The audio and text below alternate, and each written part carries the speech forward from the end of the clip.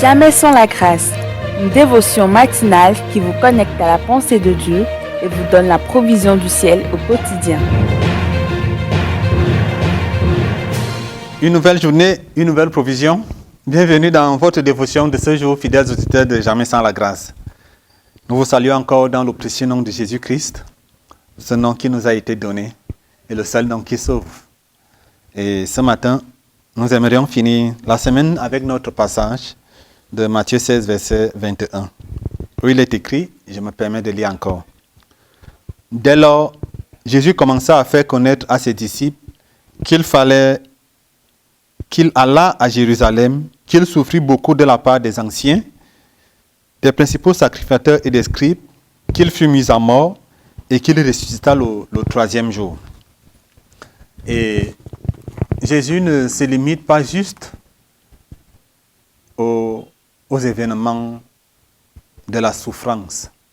Jésus a le regard sur le long terme, qui commence par la résurrection, l'Église qui va venir, la résurrection des morts, et nous tous rassemblés. En fait, Jésus a déjà un regard vraiment dans l'éternité.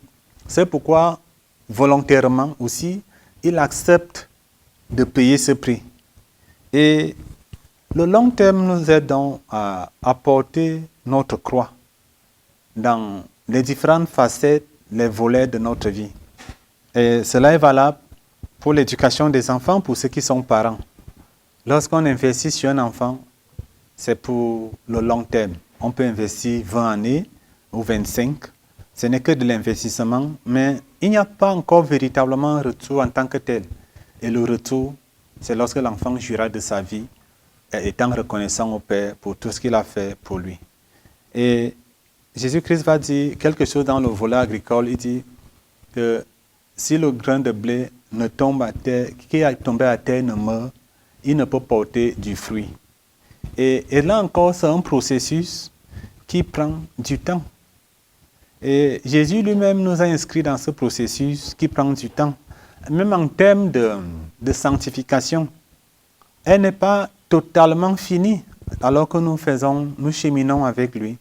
Mais nous savons qu'un jour, il nous transformera à son image. La Bible nous dit que tel il est, tel nous serons.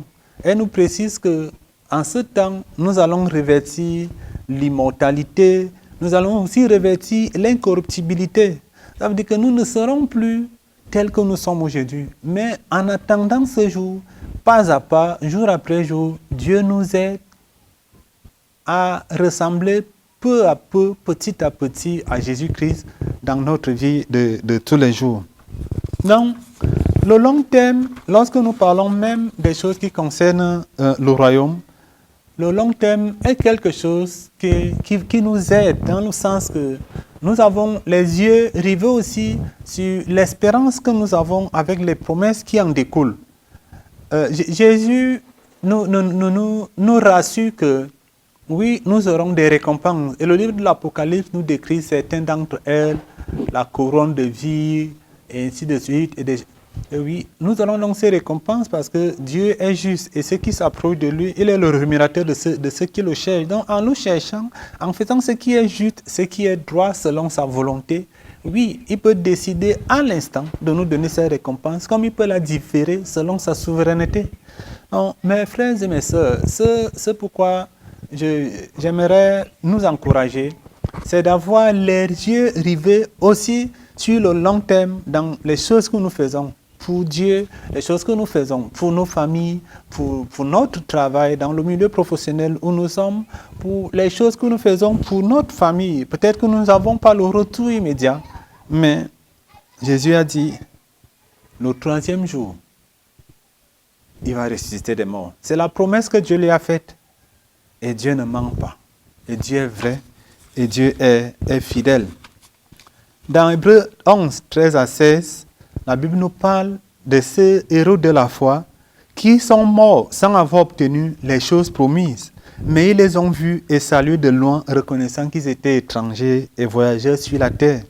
Et elle ajoute que ceux qui parlent ainsi montrent qu'ils cherchent une patrie. Et s'ils avaient eu en vue Celles d'où ils étaient sortis, ils auraient eu le temps d'y retourner, mais maintenant, ils en désirent une meilleure, c'est-à-dire une céleste.